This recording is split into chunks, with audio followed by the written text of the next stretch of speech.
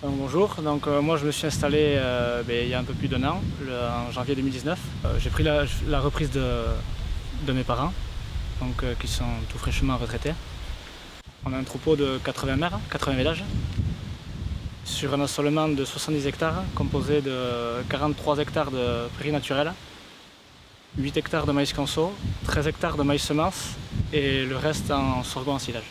À partir de 2017 en fait, on a eu jusqu'à 90-100 vélages, mais on achetait pas mal de fourrage à l'extérieur. On a décidé de réduire le troupeau et d'être plus autonome. Donc c'est à partir de là qu'on a réfléchi, on a regardé ce qui se faisait ailleurs et on a décidé de partir sur le pâturage tournant dynamique. Et aujourd'hui, on achète beaucoup moins de fourrage, vraiment quand l'été est sec. On essaye de sortir les vaches de mi-février, si le sol est assez portant, jusqu'à mi-novembre. On a suivi une formation avec Innov Eco 2.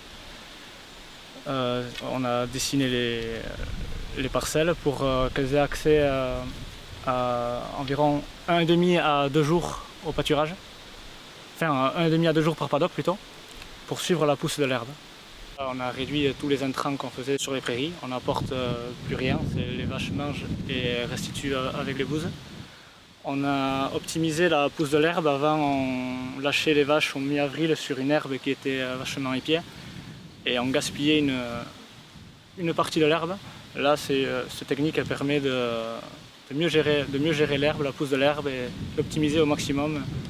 Et pour ne pas avoir de gaspillage, du moins le moins possible, quoi. On essaie d'avoir l'herbe toujours au même stade, au stade de 3 feuilles, donc ce qui permet d'avoir la meilleure qualité nutritionnelle pour les vaches et c'est le meilleur stade pour la plante.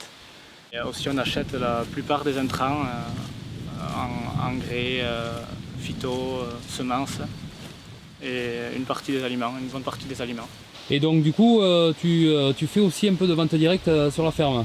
Oui, on a commencé, mes parents en faisaient il y a 10-15 ans suite à un animal qui avait été accidenté.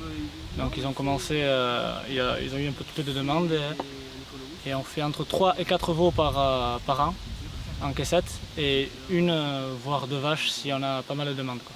C'est un métier qui est intéressant, je trouve. C'est toujours intéressant de travailler avec le vivant, que ce soit végétal ou animal. C'est un métier qui est toujours en évolution, il faut s'adapter. Il faut s'adapter au marché, il faut s'adapter aux gens, il faut s'adapter aux réglementations. Et c'est aussi intéressant de toujours évoluer, quoi.